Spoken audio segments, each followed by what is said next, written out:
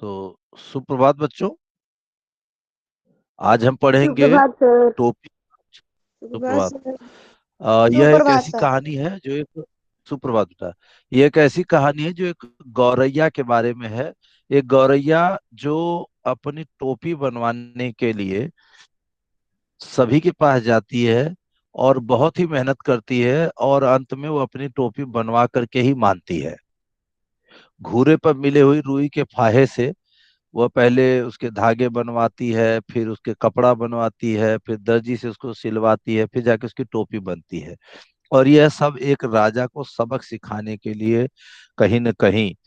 तो यानी इस कहानी में यह बताने का प्रयास किया है लेखक ने कि अगर आप चाह ले तो आप कुछ भी कर सकते हैं। एक कहावत है ना, जहां चाह वहां राह। तो अगर आप चाहते हैं तो आप कुछ भी कर सकते हैं। तो इस कहानी में भी ऐसा ही है कुछ। तो ध्यान से हमें सुनना है, समझना है बेटा। ठीक है। मैं आपको एक एक चीज समझाता जाऊंगा।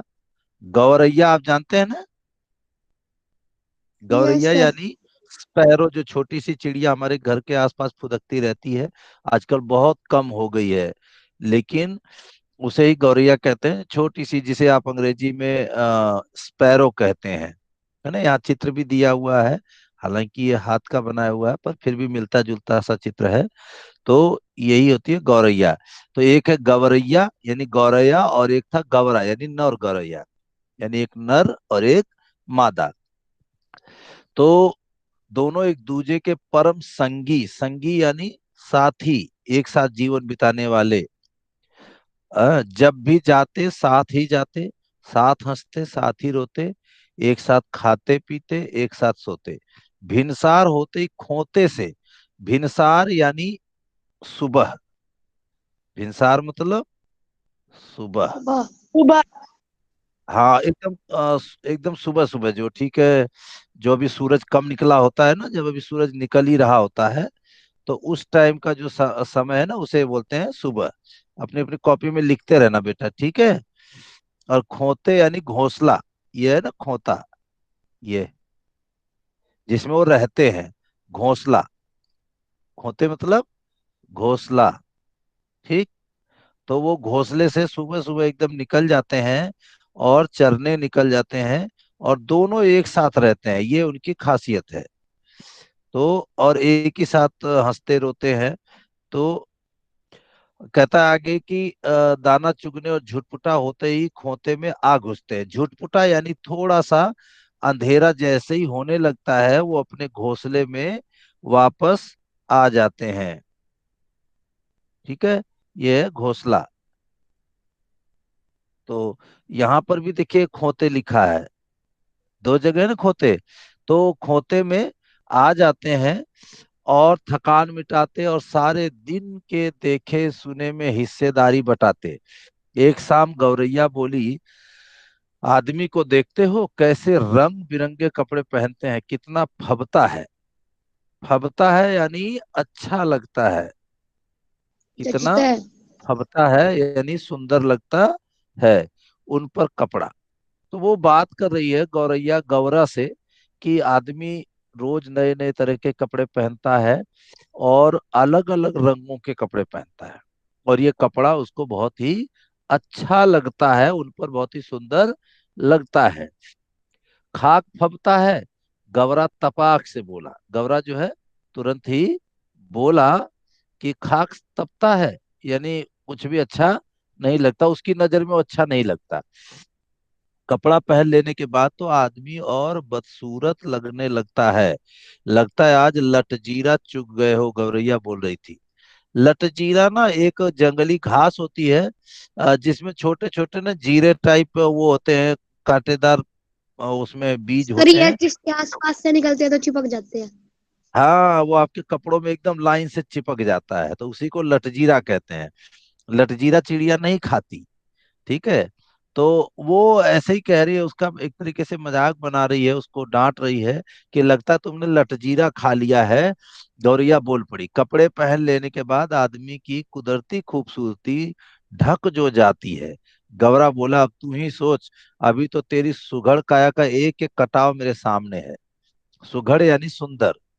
वो कहता कि तू ही सोच कि अभी तेरे शरीर का एक एक सुंदर मोड़, शरीर का रोवे रोवे की रंगत मेरी आंखों में चमक रही है। अब अगर तू मानुष की तरह खुद को सरापा ढक ले। सरापा जानते हो ना बेटा? यस सर, कपड़े। सरापा यानी बुर्का होता है ना, जैसे वैसे ही पूरे शरीर को ढक लेना। खूबसूरती ओझल हो जाएगी कि नहीं, यानी वो गौरैया को ये कह रहा है कि अगर तू कपड़े पहन लेगी तो तेरी खूबसूरती जो है वह ढक जाएगी।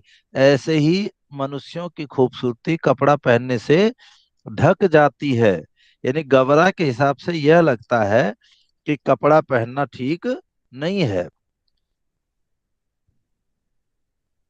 केवल कपड़े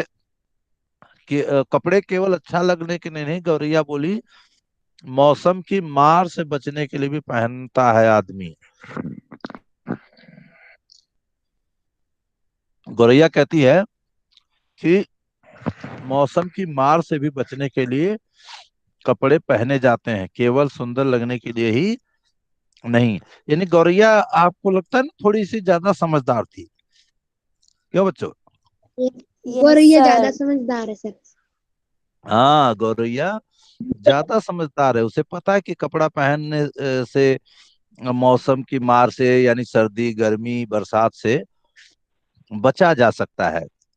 इसलिए वो कहती है कि कपड़ा केवल अच्छा लगने के लिए नहीं, बल्कि मौसम की मार से बचने के लिए भी किया जाता है। कहता है कि तू समझती नहीं। गौरा हंसकर बोला। गौरा हंसकर बोला, कपड़े पहन पहन कर जाड़ा गर्मी बरसात सहने की उनकी सकत भी जाती रहते। सकत यानी शक्ति। सकत यानी शक्ति, क्षमता। ठीक है बेटा? तो सकत माने होता है क्षमता, शक्ति। वो कहता है कि जब कपड़ा पहनना शुरू कर देते हैं ना, तो उससे हमारी सहन करने की जो क्षमता है वह समाप्त हो जाती है। इसलिए गौरा के हिसाब से कपड़ा पहनना ठीक नहीं है। लेकिन गौरैया समझदार है, और इस कपड़े में बड़ा लफड़ा भी है। कपड़ा पहनते ही पहनने वाले की औकात पता चल जाती। देखिए कितनी अच्छी बात कही है उसने, कि कपड़ा पहनते ही आदमी की हैसियत औकात पता लग जाती है और भेद पैदा हो जाता है। बहुत सही बात कह रहा है वो, कि कपड़ा पहन लेने से आदमी की औकात, यानी अगर किसी ने अच्छा कपड़ा पहना, महंगा कपड़ा पहना तो बड़ा आदमी है। अच्छा कपड़ा नहीं है, सस्ता कपड़ा है, तो वो गरीब आदमी है। कहता है इससे भेद पैदा हो जाता है। कितनी अच्छी बात कहता है। फिर भी आदमी कपड़ा पहनने से बाज नहीं आता। गौरैया बोली, नित नए नए लिबास सिलवाता है। नित यानी रोज, लिबास यानी वस्त्र, सिलवाता यानी पहनता, सिलवाना दर्जी के पास से। तो कहता कि फिर भी आदमी नहीं सुधरता, तो रोज नए नए तरह के लिबास पहनता है, कपड़े पहनता है, और आपस में ही वह भेद करता है। यह निरा पोंगापन है। पोंगापन यानी दिखावा। पोंगापन यानी दिखावा। तो कहता कि ये दिखावा है। और गौरा बोला, आदमी तो लिबास से फकत लाज ही नहीं ढकता, हाथ पैर जो चलने फिरने काम करने के वास्ते उन्हें भी दस्ताने और मोजे से ढक लेता है। यानी गौरा के हिसाब से आदमी जो कपड़े पहनता है वो दिखावे के लिए पहनता है, और लेकिन वह अपने शरीर का सारा अंग ढक लेता है। जैसे सर्दी आती तो होता है ना, हम लोग जुराब भी पहने होते हैं, दस्ताने पहने होते हैं, टोपी लगाए होते हैं। तो इसलिए वो इस बात को कहता है कि यह दिखावा है, और इससे आदमी अपने शरीर के हर अंग को। हाँ बेटा, सर बोलो। लिबास और फकत क्या? फकत, फकत मतलब बस, फकत मतलब मात्र। फकत यानी मात्र, लिबास माने कपड़ा, अभी तो बताया था मैंने। लिबास माने कपड़ा, ये निशान देख रहे हो ना? लिबास मतलब कपड़ा, और फकत मतलब मात्र। फकत यानी मात्र। कहता कि केवल, मात्र या केवल, वो लाज ही नहीं ढकता, बल्कि शरीर के सारे अंगों को ढक लेता है। इस तरीके से उसका जो सुंदर शरीर है वह कपड़े में ढक जाता है, ऐसा उसका मानना है। सिर पर लटे हैं उन्हें भी टोपी टोपी से ढक लेता है, अपन तो नंगे ही भले। कहता हम ऐसे ही ठीक हैं, बिना कपड़े के ठीक है। उनके सिर पर टोपी कितनी अच्छी लगती, लेकिन गौरैया के मन में थोड़ी थोड़ी बातें ऐसी हैं जो कहीं न कहीं उसका मन कपड़ा पहनने को करता है। बातों से ऐसा लग रहा है कि बीच बीच में वह कपड़े की प्रशंसा भी कर रही है। ठीक है ना? समझ में आ रही बात आपको? ये शब्दार्थ आप अपने उसमें लिखते जाइए कॉपी में। नित यानी रोज, नित माने रोज। तो ये जो शब्दार्थ में यहाँ पे लिख रहा हूँ और जो बताता जाता हूँ उसको उसी समय लिख लिया करो आप लोग। सारा यहाँ पे लिखना संभव नहीं है। तो कहती है कि उस सिर पर टोपी उसकी बड़ी अच्छी लगती है। गौरैया बोली मेरा भी मन टोपी पहनने का। देखो आ गई अपनी बात पर। कहते कि उसके सिर पर जो टोपी होती है ना वो बड़ी अच्छी लगती है और मेरा भी मन टोपी पहनने का करता है। टोपी तू पाएगी कहाँ से? वो कहता है कि कहाँ से टोपी पाएगी? गौरा बोला टोपी तो आदमियों का राजा पहनता है, जानती है एक टोपी के लिए कितनों का टाट उलट जाता है। टाट उलटना ये कहावत है, यानी ना जाने कितनों को नुकसान पहुंचाया जाता है, कितनों का काम इसमें लगा होता है, कितनों की मेहनत लगी होती है। ठीक है बेटा? जरा सी चूक हुई नहीं कि टोपी उछलते देर नहीं लगती। यह भी मुहावरा, टोपी उछलना इज्जत उछलना। टोपी उछलना यानी इज्जत उछलना। अपनी टोपी सलामत रहे यानी अपनी इज्जत बची रहे, इसी फिक्र में, इसी चिंता में कितनों को टोपी पहनानी पड़ती है। यानी बेवकूफ बनाना, टोपी पहनाना यानी बेवकूफ बनाना। मेरी मान तू इस चक्कर में पड़ ही मत। यानी गौरा कहता है कि भाई टोपी पहनना जो है ये कोई बहुत अच्छी बात नहीं है, क्योंकि टोपी को तैयार करने में कितने लोगों की मेहनत लगती है, कितने लोगों का काम होता है इसमें। और फिर टोपी जो है इज्जत का सवाल बन जाती है। लेकिन जैसे ही टोपी उछलती है यानी इज्जत उछलती है, तो उसे बचाना बहुत मुश्किल रहता है। इसलिए इज्जत, अपनी टोपी सलामत रहे यानी अपनी इज्जत को बना बचाने के लिए लोग दूसरों को धोखा देते हैं, टोपी पहनाते हैं। तो कहता है कि तू इस चक्कर में मत पड़। समझ में आ रही बात आप लोगों को? Yes sir. Yes sir. Good. तो आगे कहता है तनिक समझदार इसलिए सक्की। गौरा थोड़ा समझदार है, थोड़ा समझदार है इसलिए थोड़ा सा शक भी करता है। जबकि गौरैया थी जिद्दी। हम्म और धुन की पक्की, जिद्दी नहीं, धुन की पक्की। यानी अपना काम कराने के लिए वो कुछ भी कर सकती है। ठान लिया सो ठान लिया। तो उसने जीवन का लक्ष्य रख लिया कि वो टोपी पहन के रहेगी। और गौरा जबकि बिल्कुल इससे अलग था। उसका मानना था कि टोपी पहनना अच्छी बात नहीं है, टोपी को लोग इज्जत का सवाल बना लेते हैं। जैसे इसकी जगह आप पगड़ी भी कह सकते हो, यहाँ पर टोपी है। हम्म, तो कहता कि जहां चाह वहां राह। यानी अगर आप चाहेंगे तो जरूर आपका काम हो जाएगा, उसके लिए मेहनत करनी पड़ेगी। मामूल के मुताबिक अगले दिन दोनों घोड़े पर चुगने निकले। ठीक है? तो रोज की तरह जैसे वो काम करते सर हैं रोज घूरे क्या होता है? हैं? घूरे। घूरा बता रहा हूँ, बता रहा हूँ। घूरा यानी जहां पर हम कूड़ा डालते हैं ना बेटा, डस्टबिन आप कह सकते हो, चलो आज के हिसाब से। पहले के समय में ना हमारे घरों में डस्टबिन तो होते नहीं थे। तो वो जहां पर घर के पीछे या घर के आसपास कहीं पर एक छोटा सा गड्ढा खोद के ना वहां पर कूड़ा डाल देते थे घर का, तो उसे घूरे कहते हैं। घूरे यानी कूड़ादान। ठीक है, मैं यहाँ लिख देता हूँ। बस लिखने में थोड़ी दिक्कत हो रही है, इससे डिजिटली तो आप लोग समझ जाएंगे। ठीक है? कूड़ादान। ठीक है? तो इसको अपनी यस कॉपी में सर। जरूर लिख। हाँ, डस्टबिन कूड़ादान, जहां पर कूड़ा डाला जाता है। ठीक है बेटा? तो ये लिख दिया मैंने, कूड़ादान। तो वो चुगने निकलते, क्योंकि चिड़िया वगैरह ना ऐसी जगह पे जहाँ थोड़ा कचरा वचरा होता है घर का। क्योंकि गांव के पहले क्या होता है, गांव में ना ऐसे ही एक जगह बना लेते थे घर के पीछे साइड में आसपास, और वहां पर चूल्हे से निकली हुई राख है, खाना वाना खाते समय जो थोड़ा बहुत गिर जाता है वो खाना, वो वहां घूरे पर डाल देते हैं। तो वहां पर चिड़िया वगैरह क्या पंजे से मार करके इधर उधर करके, और वहां से उसमें से अपना दाना ढूंढते हैं, चावल के दाने, दाल के दाने, इस तरीके के वो ढूंढते हैं और उसी में चरते हैं। क्योंकि चिड़िया इनको तो थोड़ा सा ही खाना चाहिए, तो ढूंढते हैं, तो चुगते यानी खाते हैं। उसे रुई का एक फाहा मिला। वैसे ही घूरे पर कूड़ेदान पर उसे एक रुई का फाहा यानी रुई का छोटा सा वो गुच्छा आप कह सकते हो। अ, ठीक है। रुई देखिए ना आपने, ऐसे छोटे छोटे फाहे जिसे हम लपेट करके वो बत्ती बना देते हैं दिए में डालने के यस लिए। सर। देखा है ना आपने अभी दिवाली पे आपने रुई को ऐसे निकाल करके उसे दिया बत्ती बनाई होगी घर में। ठीक है। तो उसी को फाहा बोलते हैं। उसको क्या बोलते हैं? फाहा। आहा। हाँ, फाहा। तो रुई का फाहा यानी एक तरीके से रुई का टुकड़ा कह सकते हो। ठीक है।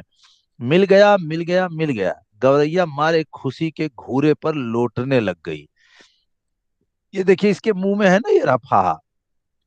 ये है गौरैया के मुंह में फाहा, रुई का। ठीक है। तो रुई का कुछ हिस्सा उसको मिल गया और गौरैया बड़ी खुश हुई। अरे क्या मिल गया रे? गौरे ने चिहा कर पूछा। चिहा कर यानी थोड़ा चिल्ला करके पूछा, चहक कर पूछा। मिल गया, मिल गया, टोपी का जुगाड़ मिल गया। वह कहती है टोपी बनाने का जुगाड़ मिल गया है। गौरैया ने गवरे के सामने रुई का फाहा धर दिया। उसके सामने उसने रुई का फाहा रखा और बोली कि इससे टोपी बनेगी। तेरे जैसा ही एक बावरा और था। बावरा यानी पागल। गवरा बोला रास्ता चलते चलते उसे अचानक एक दिन पड़ा हुआ चाबुक मिल गया। और चाबुक था बड़ा उम्दा यानी बहुत मजबूत, बहुत अच्छा लचकदार। किसी घुड़सवार के हाथ से छूट कर गिर गया होगा। चाबुक हाथ लगते हुए बावरा चीखने लगा, चाबुक तो मिल गया, बाकी बचा तीन, घोड़ा लगाम जीन। ठीक है। तो वो कहता है कि किसी को चाबुक मिला तो उसने सोचा कि सब कुछ मिल जाएगा। तो वो कहता है कि चाबुक मिल गया, बाकी बचा तीन, यानी तीन चीजें और बच गई, एक घोड़ा, एक लगाम और एक जीन जो घोड़े के ऊपर रखते हैं। यानी वो कहता है कि वो पागल था, चीख रहा था। उसे लगा कि चाबुक मिल गई तो तीन चीजें और ऐसी कहीं गिरी पड़ी मिल जाएंगी, और वो भी घोड़े पर बैठेगा। ये तीनों तो रास्ते में पड़े मिलने से रहे। सब काम धंधा छोड़ वो बावरा ताउम्र रटता रहा, बाकी बचा तीन, घोड़ा लगाम जीन। तो इस तरीके से गौरव उसे समझाते हुए बोला, इस रुई के फाहे से लेकर टोपी तक का सफर तुझे कुछ अता पता है? वो कहता है कि भाई तुझे रुई ही तो मिली है, लेकिन टोपी बनवाने तक का जो सफर है ना ये बहुत बड़ा है, और ये तेरे से नहीं होगा। वो कहता है। लेकिन गौरैया है कि अपने जिद पर अड़ी हुई है। और वो जैसा कि इसमें शुरू में कह दिया है कि जहां चाह वहीं राह। तो जहां चाह वहीं पर राह है। तो वो धुन की पक्की है, जिद्दी है। वो जो धुन लेती है, जो गुण लेती है, उसे वो करके मानती है। तो वह एक धुनिया के पास चली गई। धुनिया यानी जो रुई को धुनता है। आजकल तो मशीनों से धुनते हैं, लेकिन आप देखो पहले ऐसे लोग घूमते थे, और हाथ में देख रहे हो ना, इसको लेके घूमते थे और इससे रुई धुनते थे। आप ही के घर आकर के ही रुई धुन देते थे। जिसकी रुई धुननी तो घूमते रहते थे, जो कहता था रुई धुननी है उसके घर पर ही उसको रुई को धुन देते थे। यानी रुई जब इकट्ठी हो जाती है तो उसको धुन के अलग अलग किया जाता है, तभी वो फूल जाती है, फिर रजाई में उसको भरा जाता है। तो वो धुनिया के पास जाती है और वो मनुहार करती है, निवेदन करती है उससे। मनुहार यानी निवेदन, कि दुनिया भैया, दुनिया भैया, इस रुई के फाहे को धुन दो। तो दुनिया बेचारा बूढ़ा था, जाड़े का मौसम था, उसके तन पर वर्षों पुरानी तार तार हो चुकी एक मिर्जई, मिर्जाई एक फटा पुराना सा कपड़ा जो बेचारा पहना था, वह कांपते बोला, तू जाती है कि नहीं? देखती नहीं, अभी मुझे राजा जी के लिए रजाई बनानी है। कहता है कि तू जा, मैं भी राजा जी के लिए रजाई बना रहा हूं, मैं तेरा काम नहीं कर सकता। जो चाम का दाम चलाता है, ऊपर से तू आ गई फोकट की रुई। और कहता है कि वो चाम का दाम, यानी वो राजा भी उसको कुछ देता होता नहीं है, बस जबरदस्ती काम करवाता है। कहता है ऊपर से तू आ गई फोकट की रुई धुनवाने। कहता है कि तू बिना फ्री में रुई धुनवाने आ गई, मैं तेरी रुई नहीं धुनूंगा, मैं वैसे भी राजा के लिए काम कर रहा हूँ। और वो राजा जो कि परेशान करता है और बिना पैसे दिए अपना काम करवाता है। वो कहती कि उज्र न करो भैये, गौरैया बोली मैं तुम्हें पूरी उजरत दूंगी। उज्र यानी बेरोजगारी मत करो। वो कहती बेरोजगारी मत करो, मैं तुम्हें उजरत मजदूरी, पूरी मजदूरी दूंगी। उज्र मतलब बेरोजगारी। समझ में आ रही बेटा? है यस बच्चों? सर। Yes sir. हाँ, उज्र यस यानी सर। बेरोजगारी और उजरत यानी मजदूरी। ठीक है। तो वो कहती कि आप बिना मजदूरी के काम मत करो, मैं तुम्हें पूरी उजरत दूंगी, पूरी मजदूरी दूंगी। इसे धुन दो भैया, और आधा तू ले लेना, आधा मैं ले लूंगी। तो वो कहती कि इसे धुन दो, और इस रुई को आधा तुम रख लेना, आधा मुझे दे देना, तुम्हारी मजदूरी हो जाएगी। दुनिया को अपनी जिंदगी में आज तक इतनी खरी मजदूरी। देखो ये तो कहानी है। अब आप सोचोगे कि इतनी सी रुई से उसका क्या होगा, लेकिन एक कहानी है, क्योंकि वो मजदूरी आधी मजदूरी देने को कह रही है। तो दुनिया को अपनी जिंदगी में इतनी खरी मजदूरी, यानी इतनी अच्छी मजदूरी उसको कभी नहीं मिली थी कि रुई धुनने पे आधी की आधी रुई मिल जाए। लेकिन वह उसको आधी रुई देने को तैयार होती, जितनी भी रुई है। 16 आने में 8 आने मजदूरी। 16 आने में 8 आने यानी 1 रुपए में 50 पैसे मजदूरी हो गई, आधे का मतलब। ठीक है। पहले पुराने के समय में 16 आना बोलते थे 1 रुपए को, और 8 आना यानी 50 पैसे, जिसे आप, और एक चवन्नी यानी 4 आना। ठीक है बेटा, सुना होगा ना, अठन्नी चवन्नी है। Yes yes sir. Yes sir. Yes sir. हाँ, यस सर। तो 4 आना जो होता है वो 25 पैसे। 4 आना, ये लिखा भी थोड़ा मुश्किल से जा रहा है, आप लोग अपनी कॉपी में लिख लेना। 4 आना यानी 25 पैसे। ठीक है, ये 25 पैसे। ठीक। तो यस 8 आना सर। कितने पैसे को कहेंगे? 50 पैसे। और 16 आना? 1 रुपए। 1 रुपया। हाँ, तो वही चीज है यहाँ पर। 16 आने में 8 आने मजदूरी, यानी वो कहता है कि ऐसी मजदूरी से कभी भी नहीं मिली है कि 16 आने में उसे 8 आने मजदूरी मिल जाए। यानी उसे बहुत ही खरी मजदूरी, बहुत ही अच्छी मजदूरी मिली।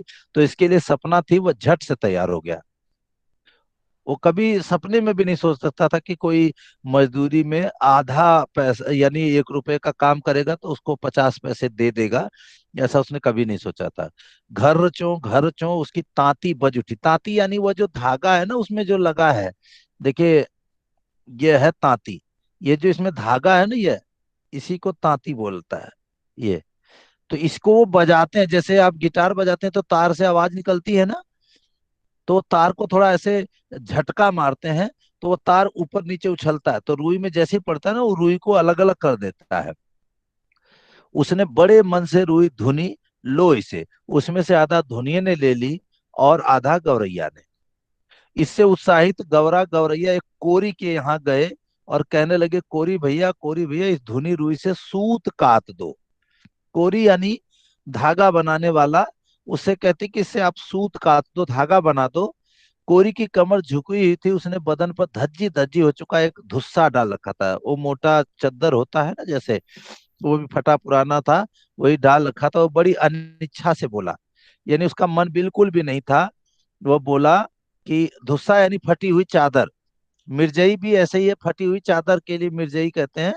ठीक है बेटा, तो थोड़ा ध्यान रखना, फटी हुई चादर, दुसाला, या जो इधर आप बोलते हैं मोटी चादर को लोई वगैरह, इस तरीके की। तो अनिच्छा से बोला, तुम लोग यहाँ से भागते हो कि नहीं, देखते नहीं, अभी मुझे राजा जी के अचकन के लिए सूत काटना है। अचकन यानी जो लंबा सा कुर्ता होता है ना, उसके जैसा ही खुला कपड़ा होता है, उसे अचकन बोलते हैं। मुझे फुर्सत नहीं है मुफ्त में मल्लार गाने की। कहता मैं मुफ्त में काम करने के लिए नहीं बना हूं, इसलिए मेरे पास समय नहीं है, क्योंकि मैं राजा के लिए अचकन बना रहा हूं। तो तुम यहाँ से जाओ, फुर्सत नहीं है, यानी मेरे पास समय नहीं है। भैया इस मुल्क में सब काम किया राजा, क्या राजा जी के लिए होता है? गौरैया अचरज में बोली, आश्चर्य से। अचरज यानी आश्चर्य से बोली कि इस मुल्क में, यानी इस मुल्क आश्चर्य। में, वतन में, क्या सारा काम मुफ्त में ही होता है और सारा काम राजा के लिए ही होता है? तू किस मुल्क से आई है, वो पूछता है। कोरी ने उसे भर आंख देखा, जानती नहीं आंख चलन, खट मरे बरदा बैठा खाए तुरंग।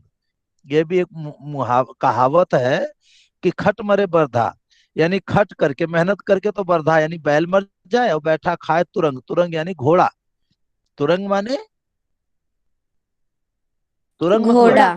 घोड़ा, और बर्धा यानी घोड़ा मर जाए।